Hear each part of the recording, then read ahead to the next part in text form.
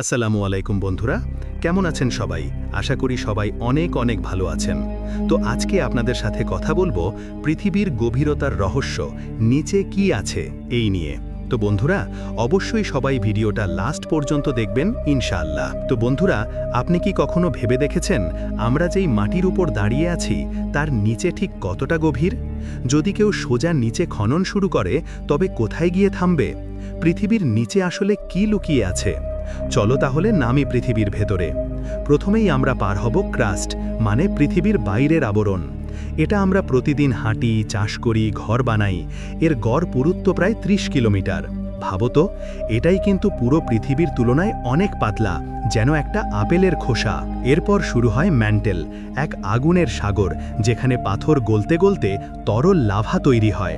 এখানে তাপমাত্রা ৪,০০০ degree Celsius পর্যন্ত যেতে পারে। এই জায়গাটাই আসলে আগ্নেয়গিরির শক্তির উৎস। এখান থেকেই লাভা উঠে আসে আমাদের পৃথিবীর পৃষ্ঠে। আরও নিচে নামলে আমরা পৌঁছে যাই আউটার কোরে। এখানে তরল লোহা আর নিকেল সাগরের মতো প্রবাহিত হয়। এই চলাচলেই তৈরি হয় পৃথিবীর চৌম্বক ক্ষেত্র, যা আমাদের সূর্যের বিকিরণ থেকে রক্ষা করে। আর শেষে আমরা পৌঁছাই ইনার কোরে, একটি বিশাল, গরম, কঠিন লোহার বল, যার তাপমাত্রা সূর্যের পৃষ্ঠের মতোই, প্রায় ৬,০০০ ডিগ্রি সেলসিয়াস। আজ পর্যন্ত মানুষ সবচেয়ে গভীর যে গর্ত খুঁড়েছে তা হল রাশিয়ার কোলা সুপার ডিপ বোরহোল, মাত্র ১২ কিলোমিটার। মানে পৃথিবীর কেন্দ্র পর্যন্ত পৌঁছাতে হলে আমাদের যেতে হবে আরও ৬,০০০ কিলোমিটার নিচে। ভাবতে পারো, আমরা পুরো পৃথিবীর গভীরতার ১% দেখতে পারিনি।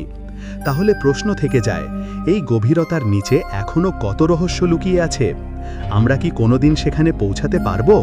হয়তো একদিন প্রযুক্তির আলোয় খুলে যাবে পৃথিবীর অন্তরের অন্ধকারও। তো বন্ধুরা, যারা ভিডিওটা লাস্ট পর্যন্ত দেখছেন তাদের প্রতি আন্তরিক কৃতজ্ঞতা। যারা চ্যানেলে নতুন, এখনও সাবস্ক্রাইব করেন নাই, অবশ্যই চ্যানেলটা সাবস্ক্রাইব করে পাশে থাকবেন। আর যারা ফেসবুক পেজ থেকে দেখছেন, অবশ্যই পেজটা ফলো দিয়ে রাখবেন, যাতে করে আপনার কাছে ভিডিওগুলো পৌঁছে যায় খুব সহজেই।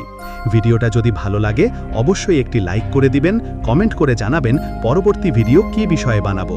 বন্ধুরা, সবাই অনেক অনেক ভালো থাকবেন, সুস্থ থাকবেন। দেখা হচ্ছে পরবর্তী ভিডিওতে ইনশাআল্লাহ। আল্লাহ হাফেজ।